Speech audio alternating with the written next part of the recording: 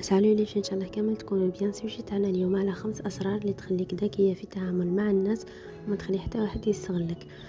الا كنت تحسي بروحك دايما تقدمي وتضحي وتنحي من روحك وتزيديها في الاخرين، وفي المقابل واحد ما يقدرك ولا يقيمك، معناتها لازم تعاودي حساباتك وتتعلمي كيفاش تحطي حدود مع الناس وتتعاملي بذكاء.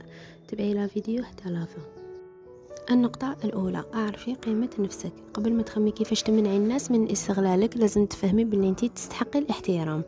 كي تعرفي قيمتك الناس راح تتعامل معك على هذا الأساس. ألا قولي لا للحاجات اللي ما تناسبكش وما كيش حابة ديريهم بلا ما تحسي بالذنب، باسكو ماشي لازم تردي الناس كامل على حساب راحة تاعك نتيا. النقطة الثانية، ديري الحدود ديالك بوضوح. الناس يستغلوا العبد اللي ما عندوش حدود واضحة لروحه.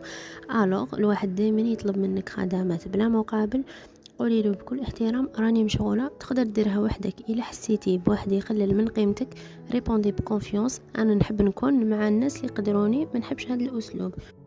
النقطة الثالثة، كوني غامضة ومتزنة في كلامك. واحدة من الغلطات اللي يديروهم هو انك تحكي كلش على حياتك، وهذا راح يخليهم يعرفوا نقاط القوة والضعف ديالك. الوغ ما تشاركيش كل التفاصيل مع الناس، خليك دايما محافظة على جزء من الغموض، وتعلمي كيفاش تردي بإجابات ذكية مختصرة بلا ما تعطي معلومات زايدة. النقطة الرابعة، راقبي أفعال الناس ماشي هضرتهم. كاين بزاف ناس تهدر معاك بلا قالة، بصح من داخل راهم يستغلوا فيك لمصلحتهم.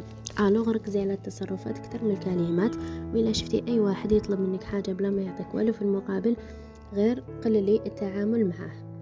النقطة الخامسة والأخيرة، أحسني الظن بصح خلي دايما عندك الذكاء العاطفي. كوني شخص إيجابي في نفس الوقت، متخليش العاطفة تخليك تكوني ضحية.